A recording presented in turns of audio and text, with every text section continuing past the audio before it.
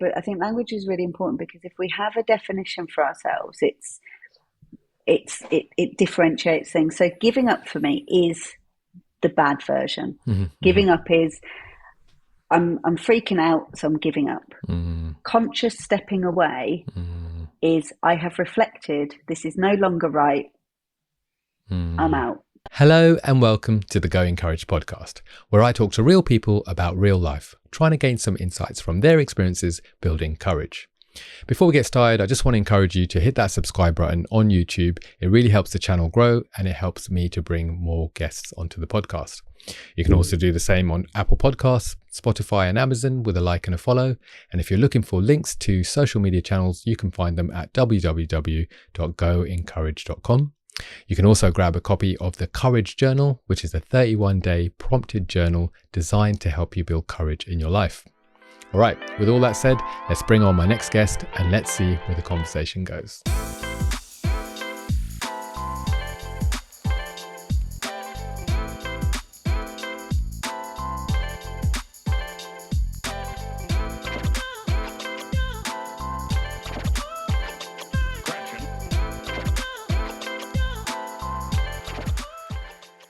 Hello, Alex. Welcome to the Go Encourage podcast. How are you today?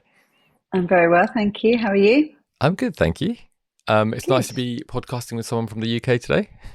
Thank you. I've been going on in Birmingham. In Birmingham. It's not got the best reputation, but it's a great city. Just need to know where to go. Do you know what? Actually, that's true, isn't it? People do like kind of take the mick out of Brummies a bit too much. We need to stand up for you guys. Yeah. Birmingham's a great city. It's friendly, fun, vibrant. A little bit crazy. I mean, what else do you like? Fair enough. So you are, just for people who are listening, you are Alex Hyde. You are a personal trainer and life coach. And I'm really pleased to have you on the podcast today. I'm pleased to be here. Yeah, excited for the conversation. Amazing. All right. So the first question that I ask people, and it's a tradition for the Go Encourage podcast, is do you know what your name means? So I do, yeah. My name means the defender of mankind. So there's quite a lot of responsibility on my shoulders. That is quite a lot, isn't it? Yeah. Well, so if there's an alien invasion, we've got to call you up to kind of like defend I think that's mankind. What it means. Yeah. Amazing. Have you ever sort of dabbled with the Superman ethos and the world of Superman? I don't know enough about the Superman thing to do that. No. Okay. I think it comes from its origins. I think it's a Greek thing. I think it's actually Alexander, but then Alexandra copies the same thing. So yeah. And the reason I pulled up Superman is that Superman's arch enemy is Lex Luthor, and Lex comes from the word Alex. And his whole mission, apart from, being sinister, because he's the villain, is to save mankind from this alien who he thinks is a threat, i.e. Superman. So that's his motivation. So that's kind of interesting that the name meaning kind of, maybe they knew that. They probably did know that when they were writing it, to be fair. But yeah. Yeah. Okay. That's interesting. So he's actually a misunderstood villain. I feel like most are, aren't they? That's what makes them interesting. If you get back to the history, that's there. Yeah, I think I can relate probably more to Lex Luthor than to Superman. Okay, all right. I think what's really interesting, this is completely off topic, right? But what's really interesting is, I'm going to sound like an old man here, right? But nowadays, I think people are more fascinated with the villain and the complex story that a villain brings when you're watching TV shows and movies. Whereas in the past, it was a bit more clear cut. Here's the good guy. He's got a complicated or she's got a complicated character. Let's sort of be on that side. Whereas now it's kind of almost flipped the other way. Yeah, I think I'd agree with that. I think people are much more interested in complicated characters than clean cut, good and bad. Yeah. There's always a kind of messy bit, isn't there, where you're not quite sure who you should be supporting. Yeah, which I guess reflects life because not everything's so black and white. Maybe most things are not black and white. Except for a chessboard. Hey, there's the first dad joke. All right, so you're a personal trainer and life coach. Yep. Yeah, I've done enjoy that what you do? yeah, I love it. I started, I did kind of class instruction, so just like fitness classes. And then the gym I worked at, the owner of the gym, Sam, who is still a very good friend and actually my business partner now, he really encouraged me to do the personal training qualification. So I did that, and I worked at his gym for a long time, maybe 5-6 years. And then COVID happened, and obviously that changed everything. And after COVID, I realized that actually I didn't need to work in a traditional gym to do what I was doing. So I ended up building a studio at my house and doing my personal training there, because a lot of my clients, there's a siren going past, a lot of my clients were... Go and defend mankind. Go on, Alex. I Off you go. know, You gotta go. that's the call. I'll let it go by. A lot of my clients, they didn't necessarily feel comfortable in a gym space. There would be times where kind of mental health aspects of their life limited their ability to get to the gym. So they'd be cancelling sessions, and actually there would be times where we would end up going for a walk or meeting for a coffee and having a chat, which is part of the reason I started doing the life coaching element of my business. And then I realised that if I had a private studio, that anxiety would be less of an impact, or it would have less of an impact on them turning up for sessions. So I built the studio at home, and from there we could do the really hard gym session, or we could do some breath work. We could do the workout, or we could have a cup of tea and have a chat. And so my sessions became much broader in how they were delivered, because most people don't actually need to be told how to exercise. They need a really holistic approach, and realizing that is what kind of expanded what I offered, basically. Yeah, I love that. Yeah, that's my youngest daughter, when she's thinking about what she wants to do when she's older, she's got this thing in her head where she wants to be a PT, but she also wants to counsel people while she's doing the PT. So yeah, it's kind of in alignment with what you're saying and what you do there. And I think there's a lot more of that now. Like, similar to what you were saying, things have changed. Exercise used to be like over there, and it was physical health. And actually now I think that blend between physical health, mental health, all the people recognize the kind of how interlinked it is, and how, it's not one thing. And I think, again, something I kind of talk with clients about is everyone's got different, you kind of think of it as like different levels. So for some people, exercising this much and their social life decreasing, that works for them. But for other people, they start going to the gym and then they have to cancel social plans because they go into these classes, and that actually doesn't make them any happier. So they need to like balance it that way. The same of, you might start eating a bit healthier, but for some people that stops them sitting and eating with family, So they have to, it's all very nuanced. It's all very individual. And you have to find your balance. So I like to go out this much. I like to work out this much. I like to eat in this way. And that is what gives me, as an individual, my happiness, my contentment. But somebody else's would look entirely different. Yeah. And that's okay. That makes a lot of sense.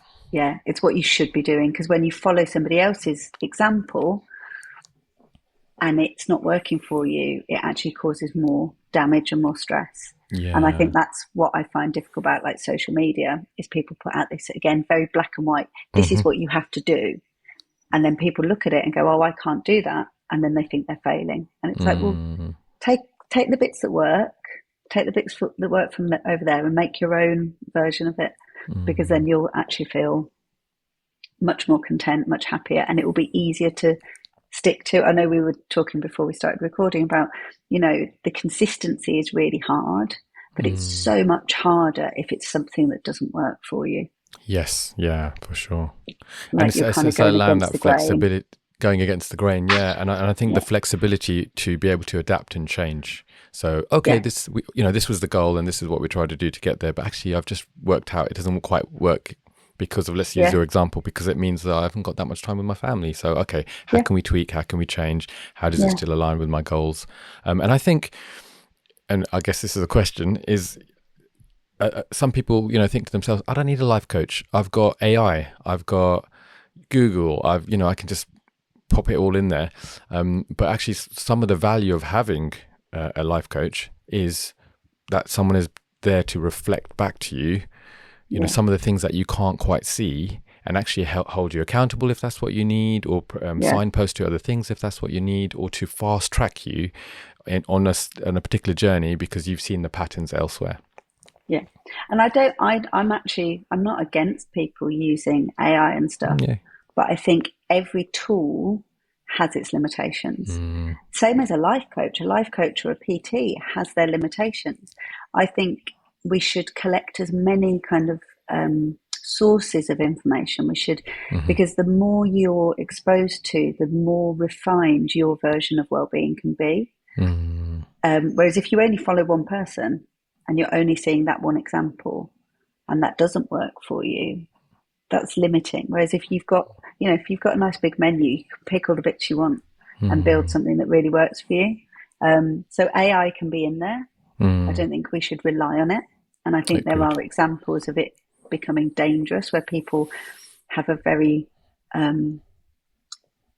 it's too agreeable. And they keep, it pushes us more and more into one way of thinking. And I think that can be limiting and dangerous, but I think it can definitely be part of it. I think I can't remember where I saw it, was talking about AI being the ultimate people pleaser, like the ultimate. It tells you what you need to hear. That's a great idea. You did that so well. So.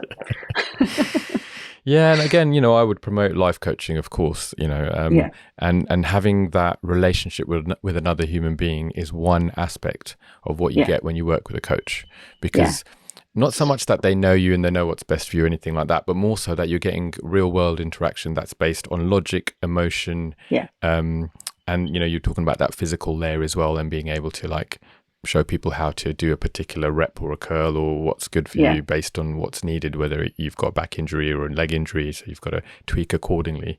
And I really like what you said earlier on about, you might see, you didn't say this exactly, but it made me think of this. You go online, you follow the guy or the girl that has the look that you want or the program that you want, and you try to apply that to your life, not thinking that actually, I've got an allergy, or I have a preference when it comes to eating certain types of food, so this isn't going to work, and the whole thing sort of starts to fall away because it's not a good foundation. I think aspirational accounts and inspirational accounts can be really good if they are actually inspiring you. But I think most people follow these accounts and they turn into more of a shame spiral thing where they watch that person and they go, actually, I didn't do that workout today that I said I was going to do, and they have, so I'm not as good as them. I'm not reaching what they're reaching. Yeah. And I think, again, what isn't spoken about with social media, these people, this is their job. Their content is their job. It's like a movie star who has a personal trainer going around it every day and a chef cooking for them. You are not in that position. If you are, brilliant, fair play. 99% of the population are not. In the same way, if your job is to exercise and film yourself exercising, guess what you're going to be doing a lot of? If you're making money off preparing loads of great food and all that, that is so much more easy to achieve than if you are finishing work where you have not been in your house, you have not been, you're working doing somebody else's project, and then you come home, you have to get that food, prepare that food. It's an entirely different situation to be in. And I think, again, it's just, you have to be really careful. And, we have more control over our algorithm than I think people realize. Yeah, absolutely. Every time you look at that inspirational account, Instagram goes, do you want another one? Do you want to see another one achieving what you're not achieving? Do you want more? And whereas if you start following people that are more realistic, more, have a less aspirational account, you'll see more of that. And then maybe you'll find it a little bit easier to be kinder to yourself. And I've never known somebody who's bullied themselves into a better life. It only actually happens when you start being, having self-love, having compassion. in my opinion. I think bullying will get you so far, but I don't think it will actually, it doesn't build strong foundations. Yeah, I agree. And I think there's a fine line between discipline and kicking yourself up the butt to get somewhere, as opposed to making yourself feel like a horrible human being, and therefore you need to do something about it. Yeah. You know? Yeah. And you need both. You need some days, you need that kick up the bum. You need that. Do you know what? I'm actually being a bit lazy. I have the energy, I have the time, and I'm being, I'm just, and then there's other times where you are allowed to say, today it's too much, and I'm going to take one thing off my plate, and I'm going to give myself a more easy day because that's what I need. And the only way you learn the difference is by reflecting on it. Yesterday, when I didn't get to the gym, was I truly too busy, or was I being self-sabotaging? And you have to reflect on it, and then you have to be kind to yourself, and then you have to make a plan for the next time it comes up, because it will come up again. I think, again, we can be so optimistic about the sort of person we're going to be next week. Next week, I'm going to be on it, I'm going to be organized, and it's like, you're still going to be you. So learn what you like, learn what helps, learn what makes it harder, do less of that, do more of that, and you'll make progress. I mean, next week's Rix is amazing. You should meet that guy. He's incredible. He's got all sorts going on. He's worked out 4 times already. By 10 a.m. Absolutely. I'm going to do a bit of a plug, actually. So I've got a journal that I've authored called the Courage Journal. And the reason I'm thinking about this journal is when I was designing it, there's a couple of us actually, but when I was designing it, I was thinking, when I use a journal, I should say it's a 31-day journal to help build courage in everyday life, right? And it's got guided prompts and reflections and encouragements and things like that. But when you're using a journal, sorry, I'm projecting. When I'm using a journal, I think to myself, oh, I missed day 2 or missed day 3. So then already I've ruled it out, like, I failed, or I'll start again, or, whatever. So it's been designed in such a way that, yes, it's a 31-day program, but actually at the top of each page, you tick off whether, you're doing it consecutively, Monday to Sunday, or you're doing maybe once a week because that works for you, maybe once a month or whatever it is, but you're just taking that progressive step, and it doesn't have to be perfection and, something on your shoulder that goes, hey, you haven't filled me out yet. So again, it's the psychology part that I wanted to connect it to, to allow yourself some grace for life's obstacles that come up, but also give you the flexibility to go, no, but if you are the sort of person who likes to be very consistent and likes that everyday thing, it's got that flexibility as well. I saw I can't remember where it was, but I saw a thing where, these apps where people log in each day and you get like a score, and then if you don't do it for a day, basically there was some research done, and the ones that take you back to 0 and like, oh, you failed now, people are less likely to restart that journey. But the ones where it's like, out of the last 30 days, you've had a 90% hit rate, people will continue that for longer, because when you failed and it goes all the way back to the beginning, psychologically, that's really hard. And I think, again, this is something I work with so many clients on. If you can change your definition of consistency, you will have a better chance of doing it.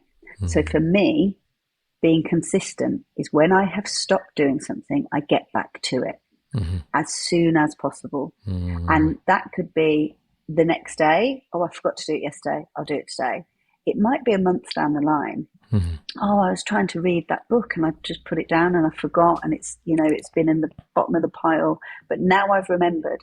For me, I am still being consistent because I've come back to it. Whereas I think years ago, before I did all this work and worked in the wellness world, my thing was, as soon as I'd messed up, as soon as I'd forgotten, as soon as I'd missed a day, I'd be like, the narrative, that's me, I'm no good at this, I've got to, another failure. Another failure. Put that on the list of things I can't do. Whereas, again, when you're kinder to yourself about it and you're more realistic about it, it's so much easier to get back to it, instead of wasting another few days going, oh, you're crap, you're this, or you're that. You just, I've remembered that I forgot, so I'm going to start again. It's all good. Because again, you'll get further down the path inconsistently coming back to it than you will trying to be perfect, inevitably not being, because no one is, and then beating yourself up for however long and never coming back to it because it's on that pile of things that you've, messed up. And I have to say, I agree with everything that you're saying here. I'm widening the thought. If you're maybe a Gen X like myself and you have been brought up in a particular way where it's like hard works, bootstraps, got to get on it, all that kind of stuff. What you're saying there is a beautiful position to work towards because you're already coming from this end. Whereas if you're the sort of person who is overly, I want to use the word indulgent in like downtime, peace, all that kind of stuff, but you're finding you're not actually getting anything done, you're starting from a different position, aren't you? So really then you're trying to find a way of, okay, what can I do that's consistent? And I like the way you put it there. But it's not going to go all the way to the other side of the spectrum where I'm now going, I need to beat myself up because I didn't do this. So it's taking that accountability piece, but actually finding a way that's achievable, I guess is the right word, to be able to, get to where you want to get to. Yeah, I think from experience of clients and for myself, generally we have a way of doing it. So we're really rigid, we're too really rigid and perfectionist. And then when we first start learning that that's not working, when we admit that's not really working, we swing all the way the other way. And we go, I don't have to do anything I don't want to do. I'm going to be really kind to myself. And then we realize that actually that doesn't work either. That's not getting us anywhere. And I think the process of growing, of healing, whatever word you want to use, is finding that middle ground where we can truly tune in to what we need on that day. Is it that I need the little bit more discipline and push myself? Or is today actually I need to rest and chill and take a step back? And again, the only way you learn that is by living it and reflecting on it and truly looking at what was behind that decision. Was I giving up because I was scared, or did I step back because I needed rest? Was I pushing through because I needed a bit of grit? Or was I pushing through because of external expectation? And that reflection, and that's where like coaching comes in, coaching, therapy, journaling. It's that space to reflect and go, was that my decision or was that external pressure? Was, all those different moving parts. It gives you space to do that. And then the more you learn about yourself, the easier it is to make the better decisions for yourself moving forward.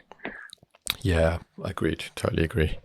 I want to touch on a point that you said earlier on about physical health and mental health and working holistically in that way. One of my few jobs that I have, right, is working in this wellness place where, we're helping people get back on their feet. And when we do the induction with them, there's certain sections on the form, and in the form right at the beginning, I think maybe question 5 or something is around how much exercise do you do daily? What does that look like? Whether it's cycling, walking, swimming, whether it's no exercise, whatever, like let's be real. And then the next one is around sleep. Like how much do you get to sleep? What time do you go to sleep? What time do you wake up? People are like, why do you need to know all that? And it's like, well, it's not for my purpose, but it's just trying to get you to reflect on that. And then we start to talk about food. Even just the basic, how often do you eat? Not even like, we're not even got to the point of like, sugar versus, all that kind of stuff. And you'd be, I was amazed when I started the job at how those 3 things are absolutely neglected. And then you wonder why you are in the place that you're in. Of course, there's, other factors, but if those 3 foundational things aren't in alignment, you haven't got a strong chance of dealing with the rest of it. Yeah, I work with clients, especially when I was with PT clients. What protein powder should I have? I'm like, you're getting 5 hours sleep a night. Like the protein powder you choose or don't choose, it's not going to make any difference. And again, I think I'm not completely blaming social media, but I do think it has a lot to answer for. Oh, I agree. Yeah. We want these quick fixes. Take this powder, take this supplement, do this thing, and it's shiny and it's dramatic, and you can join the gang who's doing it and feel part of that tribe. And whereas if it's like moderate sleep, moderate eating, moderate movement. It's not glamorous. It's not boring, exciting. Isn't it? It's boring. It's waking up again and living the same day again. You're not having these big, but that's what actually builds, that foundation, like you were talking about that. And it's the same with everything, they're all so interconnected, because if you've slept better, you'll make better food choices. If you've made better food choices, you have more energy to exercise. When you've exercised, you get home and you think, God, I'm really hungry. I want a big filling meal. I don't want that. Our body is an incredible machine. And when all the input is good, it works so well. Yeah. And obviously there's health things around it, but even with health, with conditions, with chronic illnesses and stuff, if you've got that foundational stuff better, those things are going to be easier to manage than if that foundational stuff isn't there. And I think, again, people will try and tackle this like really particular thing that's like this tiny little, instead of looking at that holistic view. And again, it's easier to change all of that by 5-10% than to perfect this one thing. If I go to yoga perfectly, it will fix me. Whereas actually, if I sleep a little bit more, eat a little bit better, move a little bit generally, more in the day, it's not just about exercise, but movement, going for walks, standing instead of sitting, taking the stairs. But all of that's become unglamorous. But everyone I know that has the sort of general health and well-being, they do that sort of broad spectrum of things. Yeah. They don't just have this one. There isn't one workout that's going to fix you. There isn't one supplement that's going to fix you. It's a holistic approach, I'm afraid.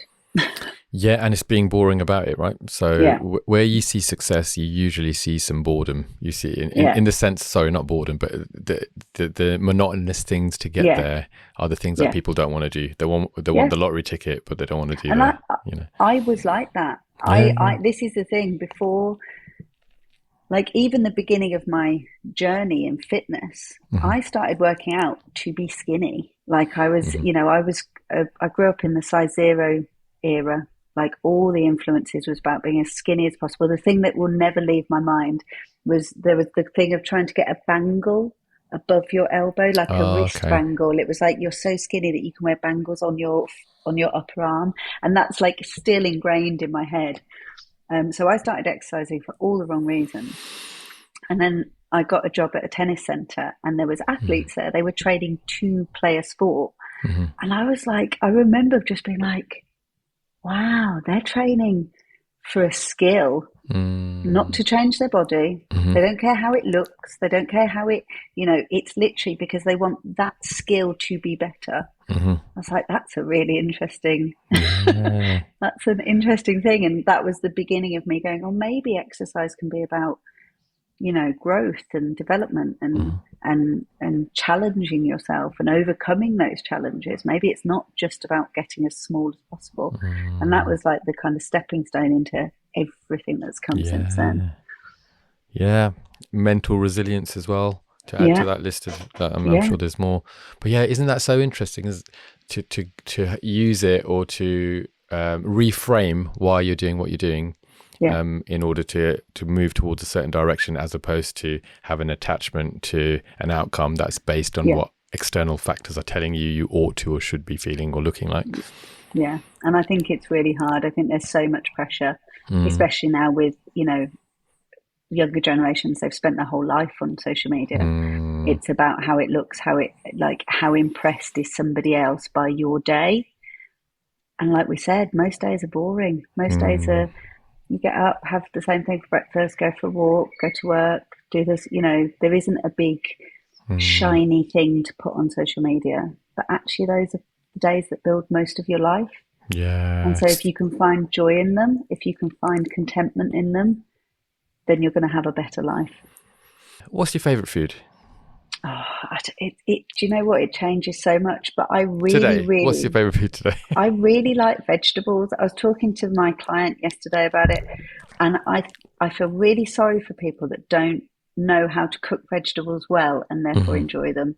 because like a well-cooked courgette is incredible. Fair.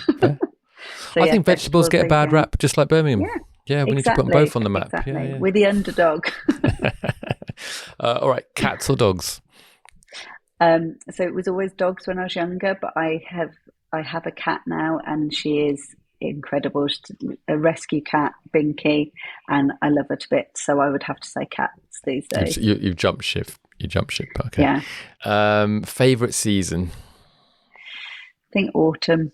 Yeah, you're in the autumn club. High five. Yeah. I think autumn's a good autumn, not a rainy grey autumn, because we do get some really bad autumns. But that crisp, cold, but still bright. Yeah. Nice. Are you a dress up, dress down sort of person? Again, entirely dependent on the day. I would hazard a guess that I'm undiagnosed ADHD, and so I don't know which personality I'm going to wake up with each day. Okay. I can go from like sparkles and ball gowns to joggers and slobbing around. So yeah, both, I think. Maybe not the ball gown when you're doing PT, right? So who knows? Maybe. Okay, all right, fair enough. Are you known for being early, on time, or late? So again, this is something that's changed massively. I was always late. And my partner, who I've been with for 14 years now, when we got together, he was just like, no.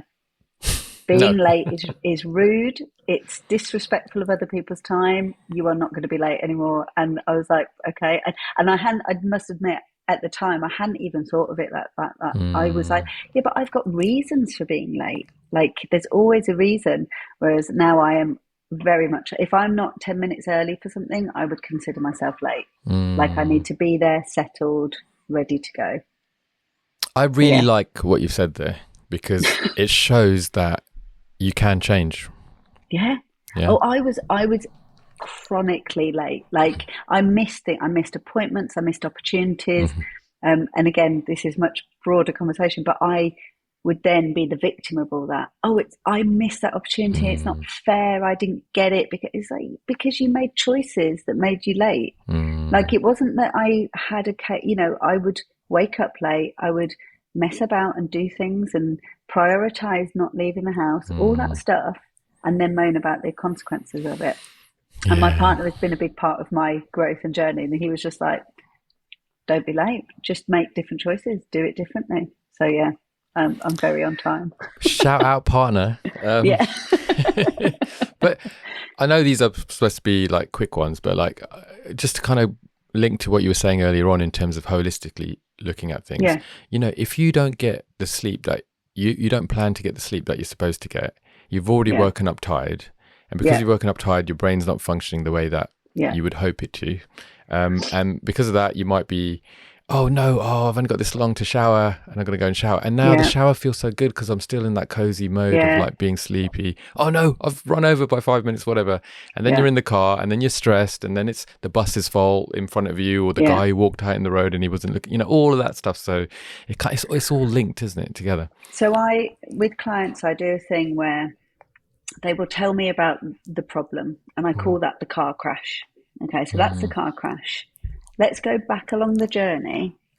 Where did you make the first choice, or where was the previous choice that got you onto that road? Okay, what led to that? And we go all the way back, and there will always be that first thing. So people, I woke up late.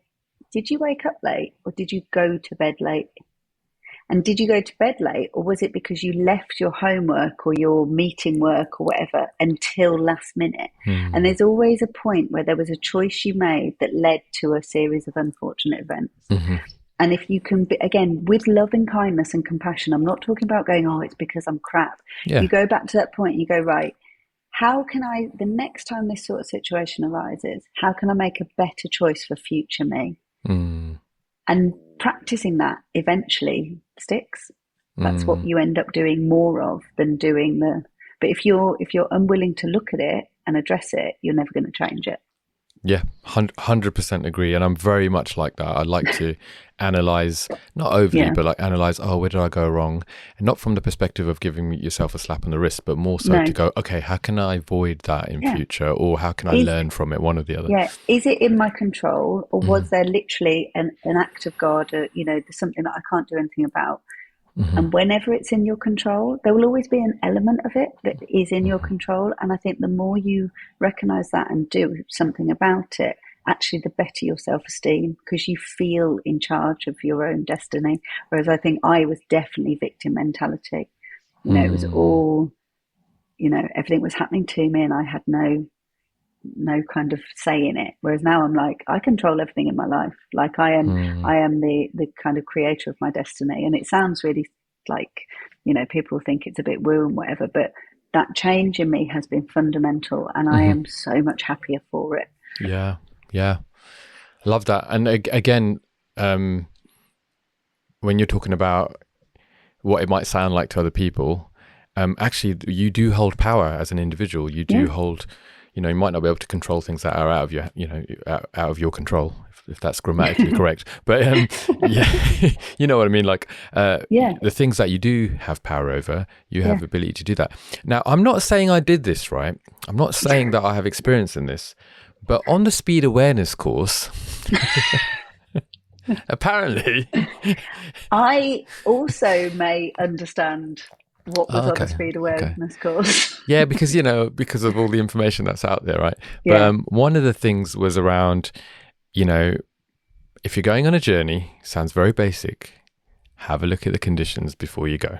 What could impact, whether it's weather, whether it's roadworks, whatever, have a little look at that, because that may be a deciding factor of whether you're late or not. And guess what? You can just plan to leave that bit earlier. Yeah. And when you hear it like that, so simple, you're like, yeah. So one of the things I do, and this is one of these practical things that I will suggest to clients and be like, try it, see if it works for you. All of my appointments are on an online calendar. So I use Apple Calendar. If there is an appointment where I have to be somewhere, I will put the location in and I will put the travel time. Yes. And I will set a reminder for 15 minutes before the travel time. The travel time, and that's when I'll leave, because I would prefer to sit in my car at the appointment for 15 minutes, and I can do a bit of meditation. I can phone a friend. I can just sit and chill. Scroll Instagram. Scroll Instagram, all those things. But I would prefer to be there doing that than be at home messing about and then going, oh my God, I've got to leave now. And you go outside and the bin lorry's there, or there's some roadworks, or so it's, and again, that is, I didn't one day not do that and then the next day left it early every time. Of course, there was a transition period of learning and practicing. And there was a thing of, I would have to leave the house having not quite finished what I was trying to get done in the morning. And I had to go through the discomfort of going, you're not going to get that thing. You're not actually going to get the washing on before you leave the house. You're going to have to do it when you get back. But again, the process of practicing was worth it. The effort was worth it, because now I feel so much more, or so much less stressed, because I'm not always running late and all those things. So a very long answer to a very short question. No, but again, it's it's about insightful thoughts around how you can make positive changes, and I think that builds confidence. And it takes courage. I was going to say the same thing. It takes courage to admit that you're not doing stuff in your own best interest and you're making mistakes. Again, none of it was my fault. It was I was victim of circumstances. Nothing I can do. I've never had the skills to be on time. And of course, it just made me powerless. And the kind of recognizing my own parts in it and then changing them. The confidence that comes from that is, you don't know it until you have it. And it's worth the effort. I promise everyone it is worth the effort. Agreed. It might not feel sexy or glamorous, like you said. It's it sounds mundane and boring, but actually, I'll tell you this, right? Sometimes, and if you're a reformed people pleaser, right, you could be in a meeting room full of people, And some people you look at them, you go, well, they've got their act together. I don't know what it is. I can't pinpoint what it is. Like there's an energy about them. There's something. Putting aside charisma and personality and style and character and all the rest of it, it's because they've got their foundational bits solid, and therefore that's not at the back of their head. They actually come from a strong position. They woke up early today. They had something good to eat. They knew they were going to have a big day, so they've got the right nutrition in their body. They had a good night's sleep. All of that stuff. But we only see the tip of the iceberg. And I think, again, what people mistake it, like, so some people were raised in households where that was taught to them. Amazing. But actually, a lot of people deliberately learn those skills. They go through periods where they're not doing it, and they lose opportunities, and they get in trouble, and things go wrong, and they go, I'm going to change this. And I think you look at someone in the finished product and you go, well, it's just easy for them. It's like potentially they did grow up with it from day one and they've never had to learn it as an adult. But most people have to learn it as an adult, and most people make mistakes. And I think when you learn it in first family, you just call it growing up. So we don't think of it as skill learning. Yes. When you learn it as an adult, it feels uncomfortable. You make mistakes. You get it wrong. Other people will start going, oh, you're doing that, are you? Yeah, all that stuff. Your brain keeps suggesting that this is, all the reasons you shouldn't try and tackle this thing. But if there's something that's not working for you, you are allowed to step away from it, do it differently, learn it, employ people to help you learn a new skill, because you shouldn't find life horribly hard all the time. And if you do the work, it will be easier, and it won't be easier straight away, but it will be easier. And I think everyone deserves that, basically. Yeah. I really appreciate you being vulnerable and kind of just sharing that. Okay, I was this, but here I am now, and these are things along the way. And again, I think the more people that are honest about those things, the easier it is for other people to step into that space. Yeah. And also, I might come across really confident in these certain things, but I mean, one of the reasons we're talking today, I've just started a new element of my business. We've put together a wellbeing festival, and that is a whole new world for me. And I am back in that beginning stage. So yes, I am confident when it comes to these areas of life because I've been doing them for the last 10, 15 years. But this new thing, I'm back at the beginning, and I'm back looking at other people and going, they know how to do it. I don't know how to do that. And my brain is saying, oh, the reason you don't know how to do it is because you're rubbish and blah, blah, blah. And what I'm having to keep consciously saying to myself is the reason I don't know how to do it is because I haven't done it yet, and I'm learning. Yes. And the doing of the thing is how you learn it. Wouldn't it be brilliant if you went, oh, I'd like to be good at this. And then it was like the Matrix, you just download it. But the only way you learn is going through it. And by, again, making mistakes, reflecting on the mistakes. Was it something I could avoid? Was it an act of God? Is there a learning there? There's a phrase I love, and it's you either win or you learn.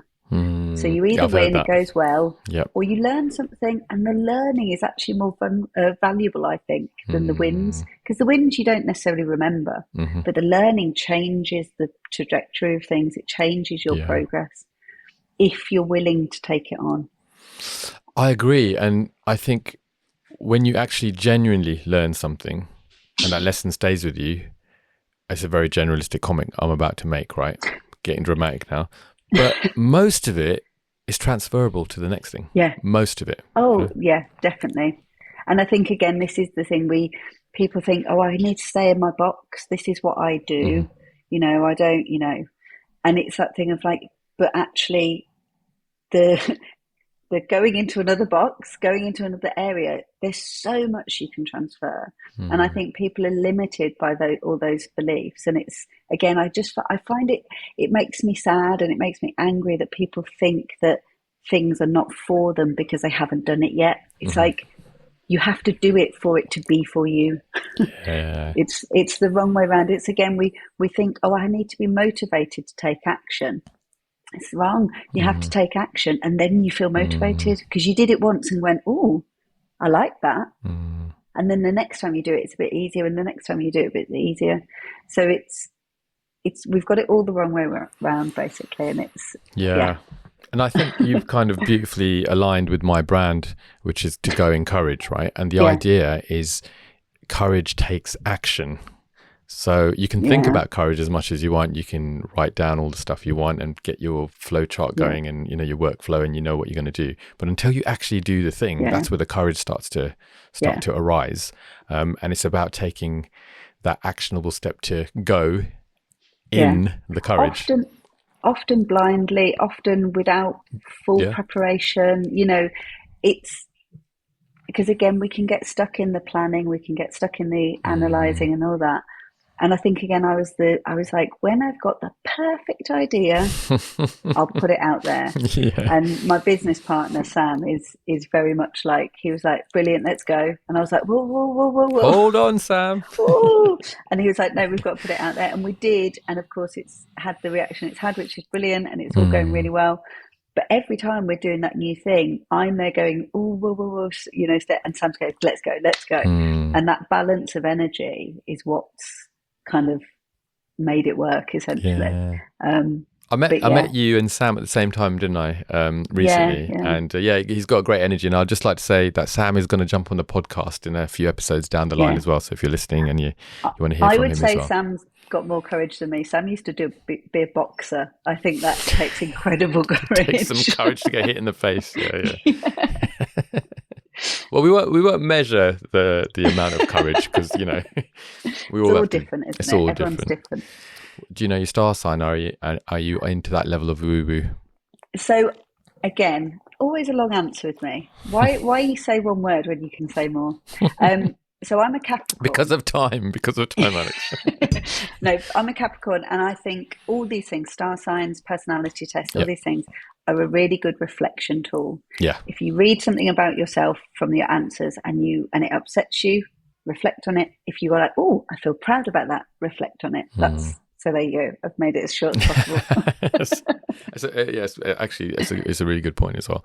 And then the other one I wanted to ask you was, is there a book, a movie or a TV show that you'd strongly recommend? So again, beginning of my journey, The Power of Vulnerability by Brené Brown. I think I've probably read it now. I'm dyslexic, so when I say read, I mean listen to on Audible. Audiobook, yeah. I've probably listened to it 15 times. And at different times in my life, it's been an entirely different book.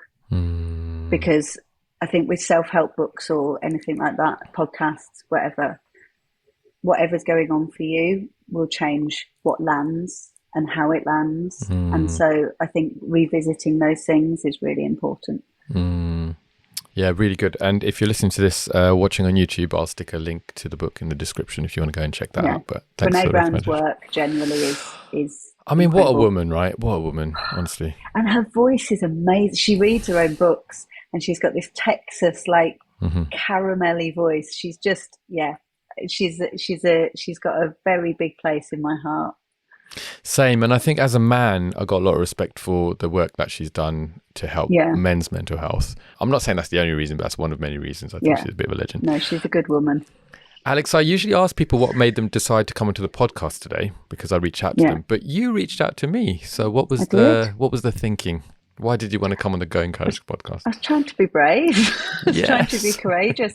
Again, I think I spent a long time not doing stuff. I put so much off in life because it was for other people. It was, I wasn't what I needed to be to do the thing.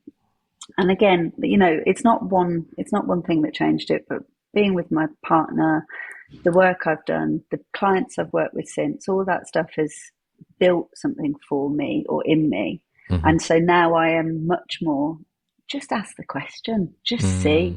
I reached out to Sam about doing the event together on the off chance. We've been friends ever since I worked for him, but it just was that thing. And I just sat there, and in a moment, I just went, right, I'm just going to text him and see if he wants to do something. And he said yes. I just reached out to you because it was that thing of your stuff had been coming up, the algorithm, because I clicked on it a couple of times, it sent more of it. And I just thought the conversations were very real. I think that was the biggest thing that came across for me. It wasn't pristine, you know, edited, very curated. It was people having proper conversations, and I think we're lacking that. So yes. I sent you a message. Yeah, so why did you let me on? Well, I just thought, you know, you reached out and I thought, okay, let me have a look at what Alex is all about. I had a look at your profile and I thought, yeah, I really like the vibe here. I think there's vulnerability, there's like a sense of authenticity and a sense of realness. And I think that's what Going Courage, well, at least that's what I've chosen Going Courage to be all about when it comes to, you know, the stuff that's coming online.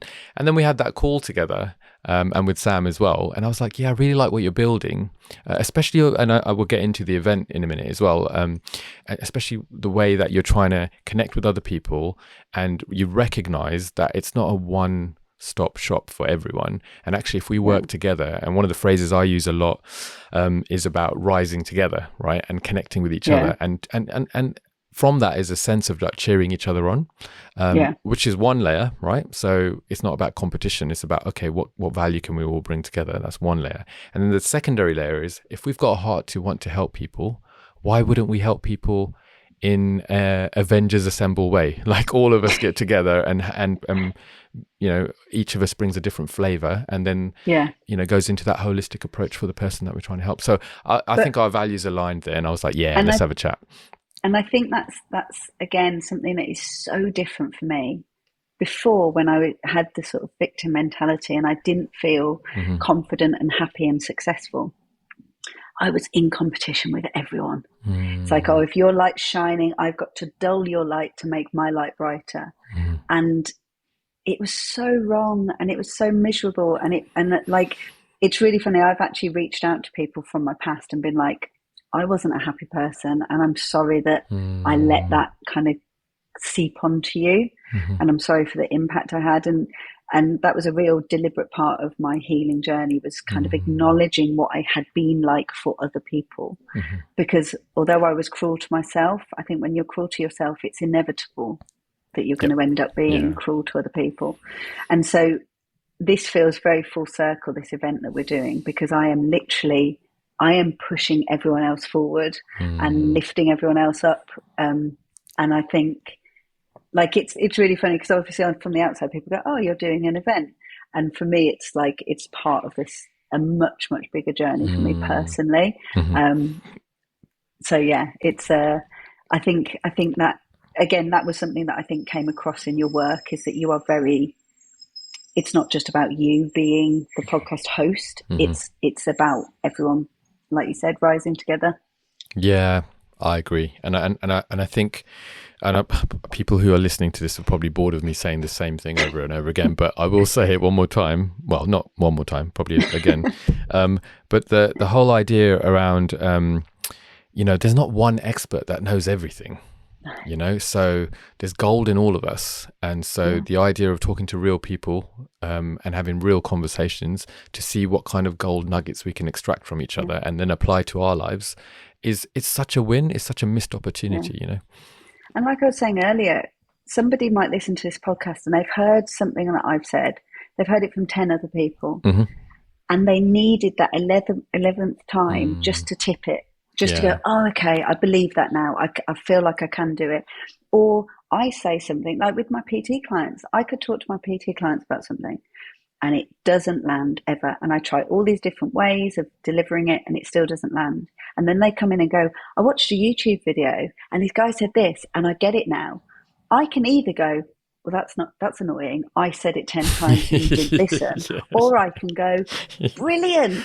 What did he say? How did he describe it? Let me learn from that. And the next time I've got another way of helping someone. You know, and again, I think that mindset shift it's really powerful. If you can think of it as everything's teamwork, if we want it to be.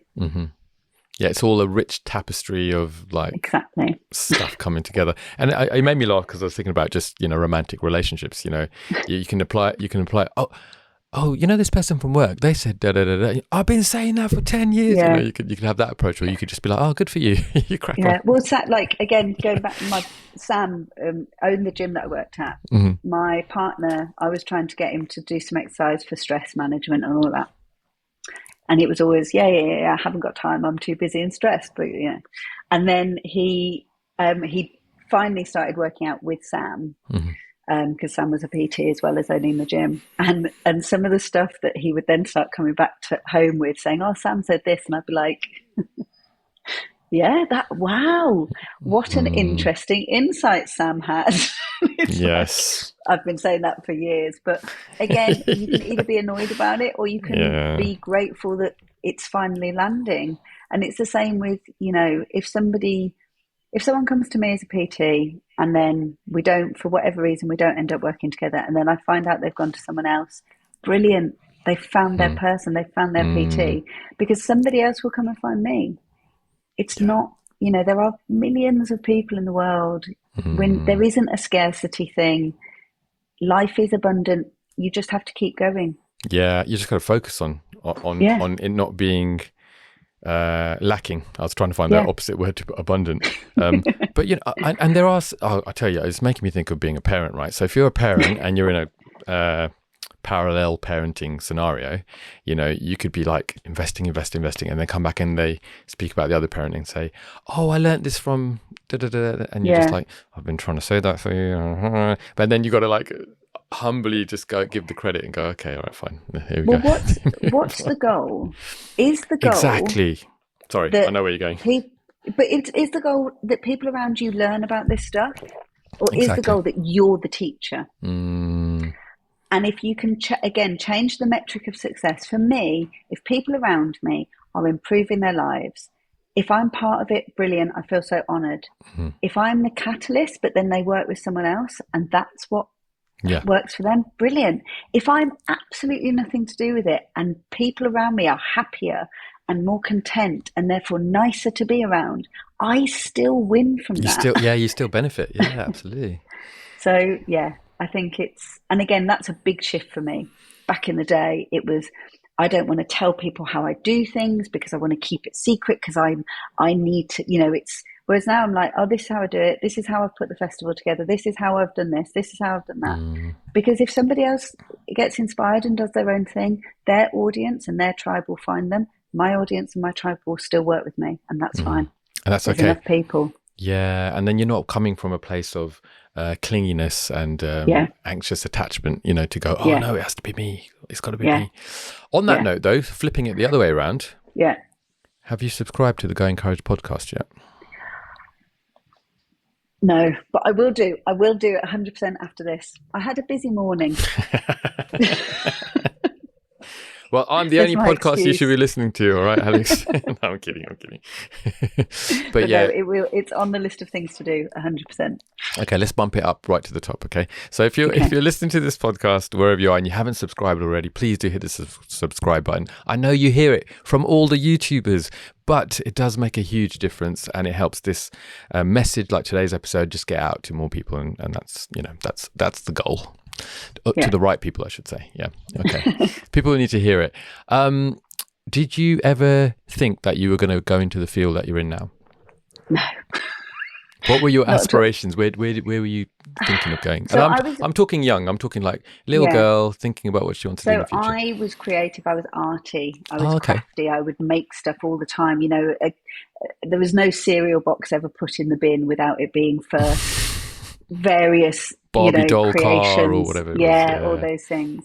And to the point where I even I'd started an art foundation. Oh, nice. And it was kind of the making and the unmaking of me, because basically I didn't do great at school. I did fine, but I didn't do great with GCSEs. I went to college and I was really not doing well with college. I wasn't doing the work. Again, victim. I haven't got time. I can't do it. I find it hard. Blah, the blah, teachers blah. are terrible. It's nothing to do with the fact I never do any work and don't listen and don't concentrate. And then I got offered an art foundation, and I got an unconditional offer. And I remember literally saying, so if I fail all my exams, they're still going to take me. And they were like, yeah, but don't. And I went, see you later, bye. And I gave up entirely. Then I went to the art foundation, and it wasn't quite what I expected. And I gave that up. So essentially, I didn't get A-levels or didn't get good A-levels, and I didn't have a qualification. And then I kind of bobbed around doing, jobs, just whatever. And then when I met my partner, and again, this is one of those things. I will never lie about this. He supported me to do my gym qualification. Nice. If he hadn't been around to do that, would I have ended up being where I am? Possibly not. And again, I think it's really important that we talk about these things where we've had help, where we've had support, because people will watch you and go, oh, well, I couldn't do that. And she did it just off her own back. I didn't. I had support. I had a partner who could afford for me to take time off work and do a qualification. So I did that. And then obviously the process of meeting Sam encouraged me to do my personal training, blah, blah, blah. But yeah, I was going to be a set designer is what I wanted to be. A set designer. Can I pause you for a second? And I just want to recognize that you have given a lot of honor, respect and credit to two men in your life throughout our conversation. And I'm really, I don't know what the right word is. I think that's super meaningful. Well, at least I'm feeling like that's super meaningful because I think we get a lot of narrative that I did it on my own, boss babe, did all the stuff, which power to people who do that. But you've actually acknowledged that your partner it sounds like he's been super supportive. Yeah. It sounds like he's been a really good influence in your life. Yeah. And I feel like we don't hear that enough and I don't mean to sound sexist, but from women. And so to hear that from you, it makes me feel warm inside that we should celebrate good, positive male influence. I get slightly frustrated. So my partner's got 3 children. And so being somebody who gets with somebody who's got 3 children, everyone's like, oh my God, you took on 3 kids. And that's its own story. But it's always like I did him a favor by being with him. And actually, I think it's good partnerships is a two-way thing. Yeah. I've supported him, but he has 100% supported me. And like I said, Sam was a fundamental part of me taking that next step. And going back to kind of, family origins, my parents, my family have always been really supportive. One of the reasons I considered doing the gym instructor qualification is I was into all the wellbeing stuff. I'd started that journey. I'd started it badly. It got healthier. And my mum was like, you talk about this stuff all the time. You might as well get paid to talk about it. Like, why don't you kind of look into that? So again, I think Mum doesn't want you eating out of a fridge all the time. Yeah, I get it. But social media, we see the end product. We see these especially brands, coaches, where it's one person, and it's made out that they are doing it all on their own. And maybe there are some that are. Fair play to them. But I guarantee most of them have had teachers, partners, parents, siblings, friends who have been the ones helping them write their CV, been the ones writing that podcast idea, and it's, you can't do it on your own, and it's okay if you can't do it on your own. I think, again, it takes courage to ask people for support, reaching out to Sam and going, look, I've got a really good idea. I know I'm not going to be able to fulfill it on my own. Can you come and do the bits you'll be good at? Because someone can say no, and that's that would have been really scary if someone had gone, no, I don't think that's a good idea, I'm not going to be involved in it. I would have had to go through the disappointment and all those things. But asking for support isn't a sign of weakness. I think it's a sign of strength. Recognizing where your strengths are and when someone else is going to compliment them is a good thing. So you might see all these people that you think are doing stuff on their own, but you might not be seeing the whole picture. And I want to be really honest about that. I had support. I had, financial support, time support. I was able to take time off work. It that all makes a difference. Yeah. Well, thank you. I appreciate you making that point, because I think it's one that's, again, missed a lot, right? Because it doesn't sound as glamorous as like showing up and going through the fire yourself and doing all the stuff. I quit my corporate job and I just built this business from the ground up. It's like, hey, I had someone on my podcast that did do that, so But this is the thing. There are some people that do that, and that's fine. That is fine. But I think there is also, that's talked about a lot. And I think the other side of it so this event, someone might look at the event we've put together and go, oh, you've done that in a year. That's amazing. Sam's worked in well, he was a professional boxer.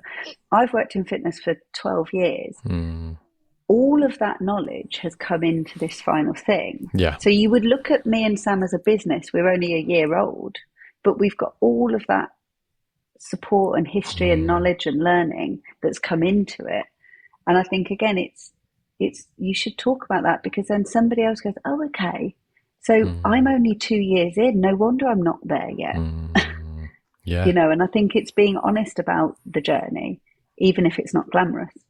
I agree, and I will throw into the mix. So I completely agree with what you're saying. I'm in terms of your example there of I'm only 2 years in versus someone who's, say, 14 years in. But also it could be a measure on how open you are, how courageous you are, how willing you are to look at the stuff that's not working and then make those changes. And for some people, that could take a week, it could take a year. For some people, it could take 20 years. So it's just trying to figure out, how can I get to where I want to get to? And again, I am promoting coaches here. This is where a good coach can help you and sort of fast track that thinking and give you that space to just reflect back and go, what do I need to do to get to the next level?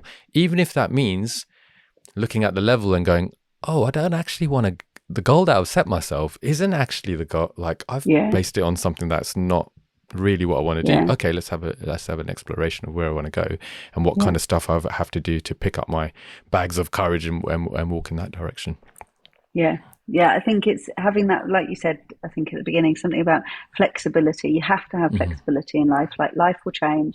The journey of learning things will change you. So then where you're aiming, you'll kind of look up and go, oh, actually, I just after COVID, I built a studio at home. I spent quite a lot of money on it. You know, I built that. I'm now moving away from PT. But I wouldn't have got here without that part. So it's not that failed. It's not that was a mistake. It was an integral part of my growth, but it was also a bit of a cul-de-sac. I built the studio, and then over the last couple of years, I've realised that's not what I want to carry on doing. And again, I can either look at it, oh, you wasted all that money, or that money was part of the journey to get me where I am. Yeah. It's like, so yeah. Do you have particular leanings towards spirituality or God or a higher power? Does that have any influence over you moving forward in courage? So you may be surprised, but I have a long answer for this. I think we are often talking about the same thing with different language. So you might speak about God, I might speak about, instinct. Someone else might speak about Mother Earth. Like, I don't think it matters what it is. I think there is something there's something in the universe that makes some things feel good and right and draws us towards them and makes us go, oh, that's not right for me. And I think when you've built a life that feels easier, it's easier to tune into those things. So it might be that you feel like God is telling you that this is the right path for you. I would say it's my instinct, but I think it probably is a similar experience. And I think people can get so distracted by the semantics of it, of what they're calling it. And I don't think it matters as long as it works for you and it feels comfortable for you. But I definitely think there is something outside of myself that allows me to, there's the conscious self, and then there's that deep instinctive self. For me, that's how I would describe it. So it's that thing of like I said earlier, tuning in. Am I not wanting to do that because I'm a bit scared of it, and I'm self-sabotaging, or am I not wanting to do that because I know that is not right for me? And again, it's practice that makes discernment of that possible. Yeah, and then being true to it as well, right? So if you know something's not right for you, but you think you ought to be doing it, or you should be doing it, or whatever the reason is, then you're going against yourself, and that's a battle you're probably not going to win. Well, it just takes more energy. It just takes so much more energy to fight for something that's not right for you. Like this is one of the things, the festival has been, there's been so much learning and stress with it, but it's been felt like good learning. It's felt like good stress. It's felt expansive instead of like, by fingernail, like crawling through mud, because you're not actually. And I've done stuff. I like online coaching. I tried for years to build an online coaching brand, and it never sat right.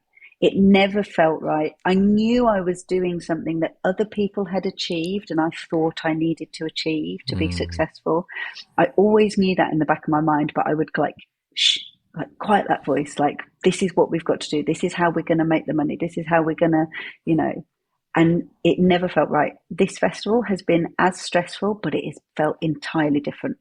The stress has been, expansive and learning and growth, and it's felt really good. And I think, again, you only know the difference once you kind of test the water a bit.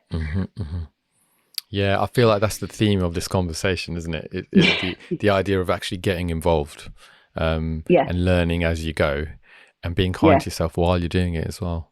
Yeah, and having the courage to make the mistakes and having the courage to get it wrong and take that step and then go, oh, actually, I don't want to go down that path anymore. Yes, I've done 10 paces down this path, but I'm going to back up and I'm going to go down this path instead. Because I think we can throw good money after bad. We can be so, but I've come so far, I've got to see it to the end. And again, there are times when, yes, you do. That is the right thing for you. And then there's times where it's like, you're going to get to the end of that road and go, oh, good, I spent an extra 2 years doing the thing that I didn't want to do. And it's, again, it's the nuance of the difference in that. And questioning the motive, right, as well. So why do you want to finish it off? Like I'm again of the generation, you never give up. You go to the end. You finish the race, so to speak. But then if you ask yourself, why do I not want to give up? Is it because of fear of looking like a failure? Is it because of fear of not lining up to whoever's expectations you're trying to meet? Or is it because I don't know any different? Like what are the reasonings behind it? And if it's for reasons that don't align with who you are and your values, then you got to ask yourself, well, maybe it's okay to stop and go somewhere else.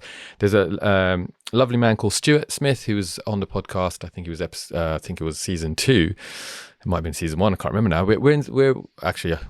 I don't know where we'll be when this will go out. I think we'll be in season 5 if my maths is right. So it's a while back. Anyway, point being, stay on point, Rix. He said something on the podcast that really stuck with me. And again, it's one of those things you hear all the time, handful of times, and then it just stuck for me. And he just said, people say never give up. And he said, but sometimes it's the right thing to do. Yeah. Just to give up, to walk away. And I was like, yeah man, like, yeah. I was like, so I've named them differently. So giving up, because I think language is really important. Yeah, I'm trying to quote him, stuff, but I hear what you're saying. No. I agree with it, but I think language is really important because if we have a definition for ourselves, it differentiates things. So giving up for me is the bad version. Giving up is I'm freaking out, so I'm giving up. Conscious stepping away is I have reflected, this is no longer right, I'm out. And I think, again, whatever wording you want to use, it's it's individual to you, but make sure you've got 2 versions. So stepping back or giving up, or whatever you want to call it, because closing the project. Yeah, because because if you use giving up for all of it, then you're never going to your brain's going to be going, well, is this a good thing? Is this a bad thing? It's like the thing of I will start a workout and 5 minutes in go, I'm too tired for this and I need to rest. But then there's days where I'm sluggish and what I need is movement. So it's, again, having different categories of these things, I think is really helpful because then you can be more honest with yourself about what's going on. Alex, I never give up when I work out. You just don't start. But the problem is I don't start because of that, probably of that, because of that mindset. That's probably what it is, Whereas if I could say, look, if you haven't got a safe out, it's better not to start. Whereas if you were like, I am allowed to do 5 minutes and then realize I am too tired, or it's not, I'm not feeling it, and it's going to be less beneficial for me than on another day. If you give yourself that permission, it's so much easier to start, because then you've got that out. Whereas if I've got to do a perfect hour-long workout and then do stretching and then like you're making it too big to tackle. Yeah, and we all know bite size is better.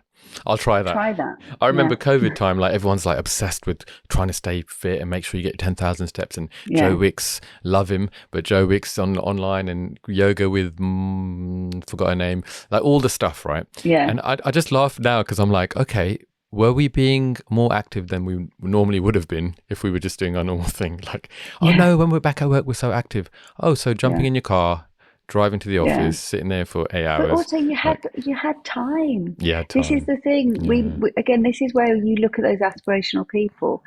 If you've got,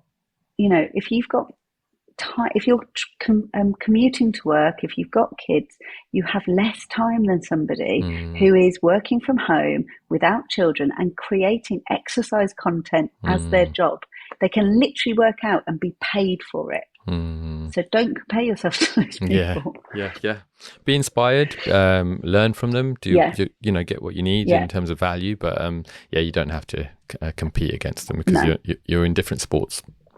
Exactly. Yeah. It's come up a lot during the conversation naturally anyway. But if we pin down the word courage, what comes to mind for you? I think it's taking action. It's taking that step, because I think for me, I probably would say I wasn't courageous for the first half of my life, because I would think about it all. I would plan it. I would, have the conversation, but I would never do the thing. And I think it's doing something without knowing how it's going to go, what the outcome's going to be. Because you can't, even with the best predictions in the world, the universe will, throw a curveball and something will happen. I think courage is doing stuff without knowing how it's going to finish. Yeah, and if you did have that certainty, you probably wouldn't need the courage, right? Exactly. Yeah. Exactly. The things you can predict really well, you don't feel courageous about. Yeah. And you don't feel courageous putting bread in the toaster and going, oh, will it be toast? Well, if you live with other people, because they leave the setting on the wrong setting and you're like, oh, is this coming out? Is it going to be burnt? What's going on? What do I need to do? So you can find courage in any situation, basically. You can. And this kind of links to what we were saying earlier on around what's in your control and the boring nature of life, doing well is I calculated, right, one day, because I used to get sick of just making all these decisions around food. I calculated, here's a meal that will give me 24 grams of protein. Yeah. The downside to the meal is I don't particularly like it, right? So I'm like, shall I not? So I had it and I was like, it ain't that bad. A bit of salt and pepper, it's all good. High protein, and protein was the thing for me. And so I was like, okay. Yeah. So now it's probably been, I don't know, I'd like to say a year, maybe it's been 6 months of me having that particular meal, usually in the morning, every day without thinking. So I know what to do. It takes me, it's like a 3-step process to get done, and I can do other things while it's cooking and all the rest of it, right? And I tell you, it's brilliant. It's absolutely brilliant. It's one meal I don't have to think about. Yeah. It's such a boring meal, but it means that I can have that, amount of protein every morning. My body's used to it. And now when I don't have it, I notice the difference. And so it's funny, isn't it? I know that to leave my house and walk around, I've got a park really nearby. One loop of the park and back to my door takes me 7 minutes. And I've calculated that, I've timed it so that on a day where I've got an hour gap between clients and my brain goes, oh, you haven't got time to go to a walk and blah, blah, blah, all the self-sabotage stuff. But I know that the walk will calm my nervous system, give me a break, get me out in fresh air, get some steps in, all the good stuff. I've now got data to challenge that thinking. It's 7 minutes. You can do it. You go once. That's all you have to do. And often what I'll end up doing is once I'm in the park, I'll do a few laps, because actually once I'm out, I go, oh, isn't this nice? Yeah. But it's having those really those really small, achievable things that we can always expand. We can always make it bigger. We can make it better. We can make it, add some sparkle. But you've just got the basic foundational stuff, like we were saying earlier, that is so easy to achieve that it's almost impossible not to do it. Yeah. So in an hour, I can do 7-minute walk. I know that. Like, that's just logical. It always becomes half an hour walk, and I always feel better afterwards. You always. But I've got that thing of like, it's just 7 minutes, just go. And I think it's a beautiful use of an overthinking mind, right? Because if you're naturally overthinking stuff, why not overthink something that's actually going to bring some benefit to your future overthinking, if that makes sense, right? So same with me. Like if we'll use the breakfast example again, like, because I don't have to think about it anymore, my brain is freer. So I have to say to myself, by doing this, which was a bit of work, maybe take a half an hour one day to figure it out.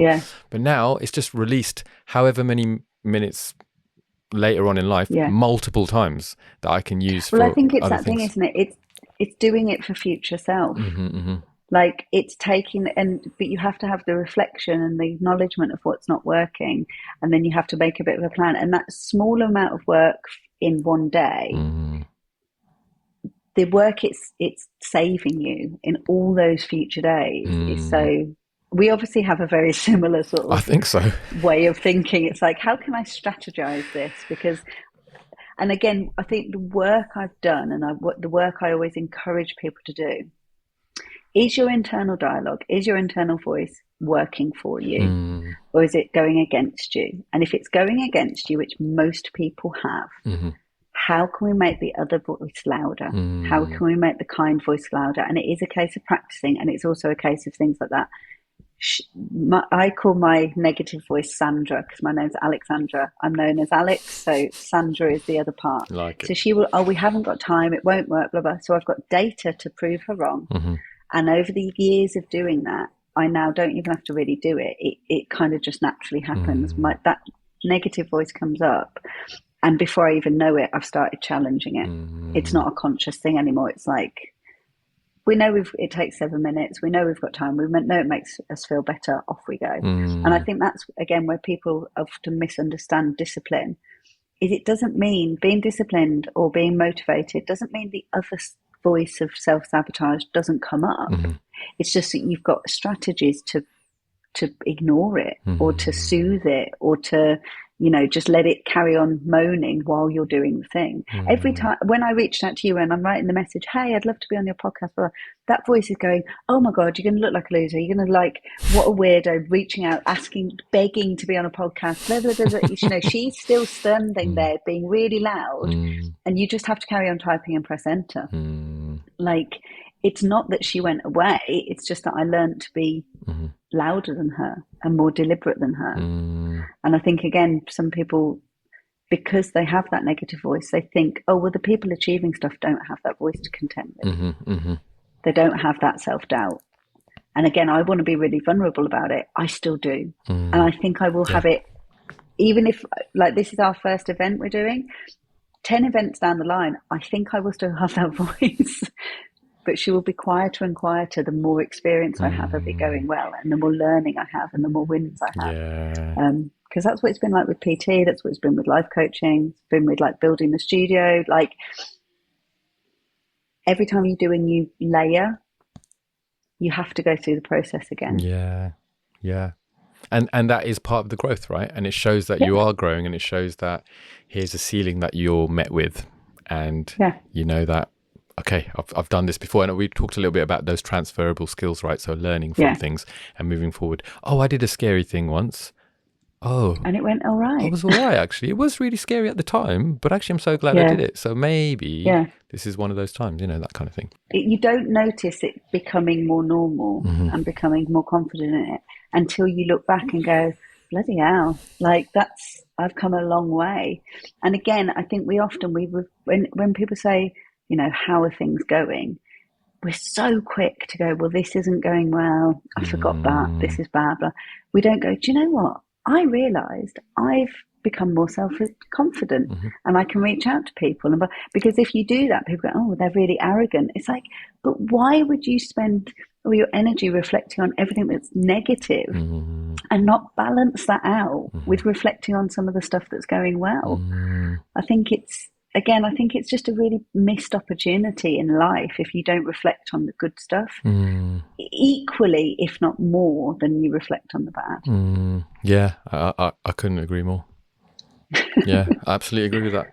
And I think going back to what you're saying about that internal voice, if you haven't attempted, I want to be kind, be low bar expectation, but if you haven't attempted to get some awareness around it, what happens externally is when the voices come from people about, oh, your podcast is too long, or it's boring, or it doesn't affect you as much because you've already dealt with some of that on the inside and what you think about it. And because you've come to a position within yourself, you're able to either answer it or just move on. And that's okay. And some things you don't care about because they're not important to you. And some things you're like, oh, that's really good feedback. Actually, I never thought about that. And you're able to go with I'd like to use the word, a maturity about it, as opposed to this, oh my gosh. Yeah. Yeah. And it is that, isn't it? It's, I put myself out there, and very deliberately, and I have had a lot of criticism from some people, and it used to absolutely derail me. It would knock me, well, maybe I shouldn't do that. And now I go, is there truth in it? Is it helpful? Are they trying to help, or is that their own stuff being, triggered because you're doing the thing that they're not doing, or whatever it is? And it's that if you can reflect with compassion and kindness, you're going to get so much more out of it than when you just get triggered and let yourself be triggered. Because again, being triggered is a choice. And I know that's going to piss some people off, because if you're triggered and you use that information, okay, that's made me feel a certain way. Why is that? What's in my control, what's not? If you can do all that reflecting, a trigger isn't just a explosion that happens. It's something where you go, okay, is there truth in that? Is this relevant to me? Can I use it? Or is this about that person? And actually it's, and again, then it can be it doesn't have to just be a derailing thing. It can be something that you can learn from and incorporate into the next decision, or set a boundary, or, take action in some way to manage what's going on. Whereas if you just go, oh my God, that made me feel a certain way, and then it's their fault, they made me feel that way, that trigger made me feel that way, well, then you're really limited in what you do with it. And you're operating like a teenager still when you're doing, which could be a therapy issue to go back and see what it is, where's it come from, Yeah. And again, I'm not saying it's easy. I'm not saying that, and there are some things that are little, niggly triggers where you go, oh, that made me feel a bit, and then there's other trauma based, and and I'm not dismissing that at all. Don't get me wrong. No. I totally understand that there are some things that people are going to be, there's really deep wounds there, and that needs proper help and support. But I think I'm talking more about those things where someone criticizes you and it makes you go, ooh, maybe I shouldn't do this, or maybe this is not for me. And again, it's like, well, where's that coming from? Is it actually how you feel, or is this that external stuff we've collected over the years that actually, life will be lighter if you can just let it go? What's scaring you at the moment? I think doing this event, I think putting myself out there so essentially me and my business partner have put together a one-day wellbeing event in Birmingham on the 6th of June. So we've got 47 practitioners delivering sessions: yoga, Pilates, breathwork, sound bath, Tai Chi, meditation, watercolor, so loads of different things. And I have putting myself out there and going, I think this is a good idea and I want people to come to it. I've always had the good ideas and I've kept them in so that no one can criticize them. And I'm opening myself up for that. And it feels really scary, and it feels courageous to be doing it. And I think, again, like I said earlier, I haven't done it on my own. It's not a sudden thing. It's not an overnight success. It's going amazingly. We've had such good response. The tickets are selling really well. Like I said, we've got 47 different local practitioners involved. So that gave me a lot of affirmation that this was a good idea, that they all wanted to be involved. But it's still scary, even with all the positiveness, it's still scary to do it because it's on my shoulders. I've got to make it good. So to speak. Yeah, I've got to make it good, and I believe wholeheartedly that I can. But it's a big learning curve. So yeah, that's my scary thing at the moment. That's what's happening at the moment. Well, I can already feel myself going into coachy encouragement mode. But I would say 47 people that have bought into your vision there is a beautiful thing to take away, regardless. Yeah. But then on top of that, the amount of people that are going to come along to the festival and get involved, and even like the ones who know nothing about sound baths, let's say. Yeah. And all of a sudden, because they're like another aspect of something else that you're running, let's say watercolor stuff, and they come and they see the sound bath and they go on this journey that then impacts them for 10 years. Like you're putting a little ripple in the water. Well, someone asked me the other day, like, what would it be? What would a successful outcome be? Great question. And for me, so basically a big thing about the festival is that the practitioners are all local, so within 5 miles, because I want people to come to the festival and then go and join their studios, go and join their weekly class, whatever it looks like. So obviously the day, I want it to be an amazing day, but what I'm really hopeful for is that a few weeks after the festival, some of those practitioners that are working for us come back and say, we've had 3 people join the studio, or we've had someone message me and said they've carried on doing the YouTube yoga videos because of the class. And that for me is like the real success. That will be when I feel really positive about it. I love that. Like the community of wellbeing in Birmingham is incredible, but there's not been like a kind of central point for them all to be part of. So, and again, it's so easy to feel like, oh, well, I run a yoga studio and they run a yoga studio, so we have to compete. But the people who go to that class and enjoy that class aren't the same people who will go to that class and enjoy that class. Like, you will find your own people. And so bringing all these practitioners together and working together, again, there was a bit of a fear that, are they all going to go, well, why would I help somebody else? And why would I be part of something that isn't just going to promote me? And what it's really kind of given me is actually there are so many practitioners in Birmingham who are willing to be part of that community and see it as like you were saying earlier, if one of them rises, everybody rises. It's been a really beautiful experience bringing them all together, and I can't wait for the day, to be honest. But I am also really scared. You're also really scared, and because you care as well, right? And I think if you do if you did invite someone who was like, no, I don't want to be that's again, it's information, isn't it? It's like, well, you're not kind of aligned with the vision anyway, so it doesn't quite work. And I think you hit the nail on the head. Then the reason I'm scared is because it matters. Yeah. And this is the risk and the reward. You cannot, if you never ever are nervous about stuff or scared about stuff, you're probably living a life that's like, moderate and okay. But if you want that big reward from doing something, it's going to come with the risk, with the fear and the, disappointments and all those things. But then what you get back from it is so much bigger. You know what's really interesting about that is there's a message there, isn't there? Like, if you are so comfortable, maybe you're not going close enough to the edge of the cliff. Maybe the distance is too far, and you don't know how far you can fly if you don't spread your wings, right? And again, it's a choice. Some people want to live in the middle of that field. They never want to go to the edge of the cliff, and that's fine. But if you're feeling stuck, if you're feeling stagnated, if you're feeling like, oh, I wish there was more, you're going to have to do the scary thing.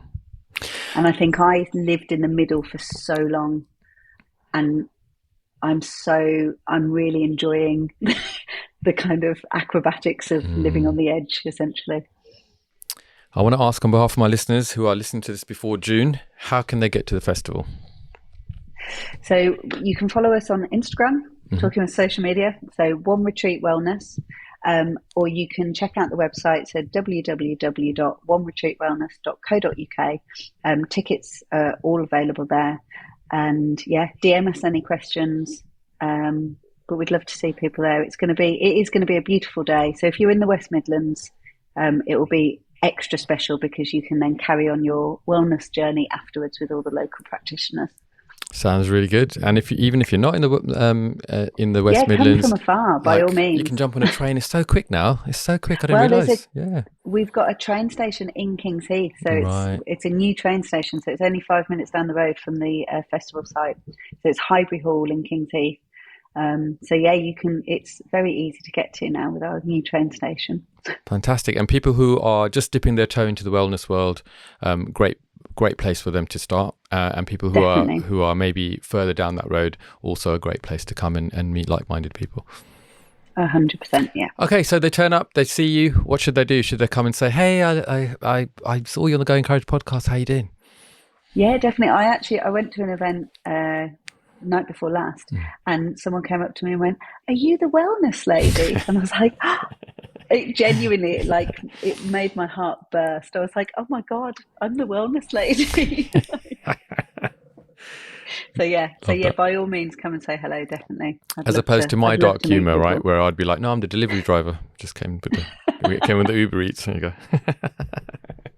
All right. And then if outside of that, if people wanted to sort of pick your brain, get in touch, maybe, take on some of your services as a life coach and personal trainer, how would they get in touch with you? So that probably best is Instagram. So Alex Hyde Coaching. Drop me a DM on there or follow me and, ask any questions and I'll happily have conversation. As you know, I can talk. We both can.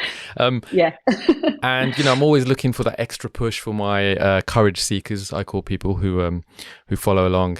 If they say Go Encourage to you, you're going to look after them a little bit extra, aren't you? You're going to give them that little bit of icing on the cake. Yeah, fantastic. Definitely. All right. And that's, if they're brave enough to do it, then they've obviously got the courage, haven't they? So, or at least stepping into it a little bit. The one question I was playfully going to ask you today, but you got away with it, was in the wellness festival that you got, who is the best practitioner? Don't answer that. Can't show favoritism. I think the best practitioner is the one that you get the most out of. All right, you're going for a career in politics next, is it, Alex? Yeah. All right. Fantastic. It's been so good to speak to you today. Yeah, I've really enjoyed it. Thank you so much for having me. I'm glad I reached out. I'm glad you reached out as well. And actually, it's not that scary. I mean, once you're on the other side of it, because I think my response to you was pretty much like, "Hey, I'd love to talk. Let's have a chat." And we did. And that's the thing. And the worst case scenario, it would have been, "No, thank you." Mm-hmm. And I move on. You win or you learn. Love that. Yeah. Amazing. All right. Well, again, thank you so much for jumping on. All the links to what we've talked about will be down in the description if you're watching this on YouTube. I haven't quite worked out how Spotify and Apple and all the rest of them allow for links to people to, get that stuff. So I guess your choice is to jump over to YouTube and hit on the description and then click on the links. And Alex's next job from today is to go and subscribe on YouTube to Go Encourage. Straight away, absolutely. Straight away. And my job is to go away and have a look at those dates and see if I can join you and come up to Brum to the festival. You'd be definitely on the guest list. Amazing. Love it. All right, so wherever you're listening to this or if you're watching online, our message to you today is to do the boring stuff, do the mundane stuff that helps set you up in life. And if you need that extra push, dig deep and to Go Encourage. That's the message from us today. Alex, it's been a pleasure having you. I'll see you next time. Hey, really hope you enjoyed that episode, and I hope there was something there that you can take away and reflect on. If you'd like to continue the conversation, you can do so publicly on YouTube via the comments, or if you prefer to be more private, you can DM me on Instagram, and the handle is @GoEncourage. You can also find links to everything at the website, which is www.goencourage.com. You can find a copy of the Courage Journal, links to TikTok, Instagram, and all the places that you can find Go Encourage online. You can also have a look at the upcoming Go Encourage blog, which is coming soon. So definitely do check that out. But my encouragement to you is whatever you're doing, whatever you're going through, keep moving forward and to go in courage. I'll see you on the next episode.